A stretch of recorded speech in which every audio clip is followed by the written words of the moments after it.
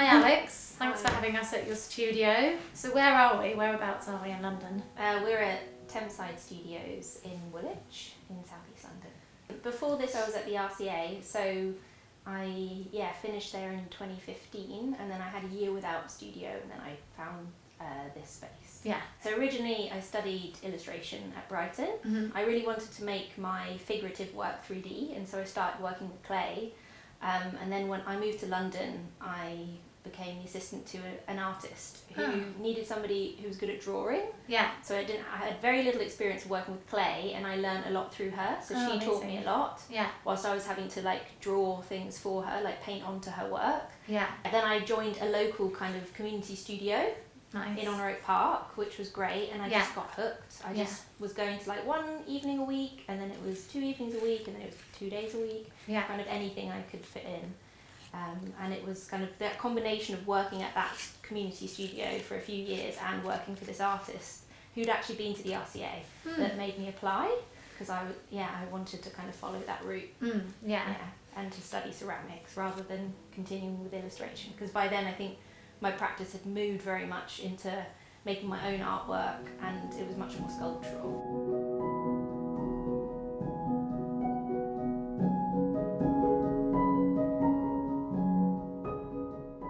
Do you sketch a lot in 2D? Do you do illustrations of the idea in your mind before making, or is it straight into making? It's usually straight into making. I sometimes do a period of drawing, just kind of quite loose drawing, but I guess I do kind of think through making a bit more. Often the drawings are something separate and they might inspire something, but I'm not often drawing the forms that I'm going to make. Yeah. That kind of happens in the process, because I'm very much process and material led in a way. Yeah. So I think the drawings, they happen. Some of them do happen before, some of them happen during, but they're not actually often something that's shown It's not with like a the design. work. Yeah, it's not a design, and it's something that just goes alongside the flow of making to kind of process ideas and develop things. Maybe think about how I'm gonna show the work, how I'm gonna display it. Yeah. Yeah. I think I just always think that you're an installation artist, but I wonder whether you see yourself as an installation artist. I guess I'm not sure what kind of defines the difference between sculpture and installation, but I guess, in some ways, I would have called that an installation, that kind of tunnel piece. Colouring the clay and then using it in its raw state became more performative. So I was applying that clay to the walls of a tunnel that I built on the site of the tracks of an old tunnel kiln in the Spode. And then during the exhibition, because clay's natural properties as it dries to shrink, they would shrink and they would fall off, and it made this lovely kind of thudding noise as they kind of fell off, and then it would leave behind this imprint of what was there before. So that was really interesting for me, because it was about this site of transformation. I'm really interested in how clay has so many different states. Yeah. It can be dust, it can be fluid, it can be fired and hard, it can be really fragile and strong. It's just, and kind of utilising that when I think about making work, and particularly for that installation. So it was kind of like an installation watching the clay perform in that space.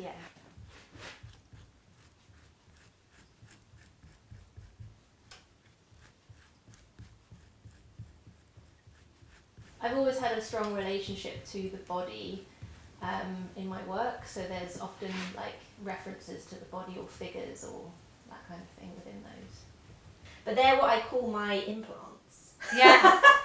So a lot of the things that I'm making are based on kind of internal organs. Yeah. But then I'm also thinking about ways in which we can alter the body. Yeah. And so whether that's through implants or pins, or I don't know, even things like exterior, so elongating your eyelashes, or I'm just interested in all those both the different spaces where the body can be transformed, because I like this sense of my pieces looking like this, almost like they're about to be in motion, they're somewhat kind of animated, and so spaces and that's what I think about when thinking about how to install the work. So I was thinking about hospitals and gyms and spas and hairdressers and all these different spaces that actually have quite like a strong visual connection.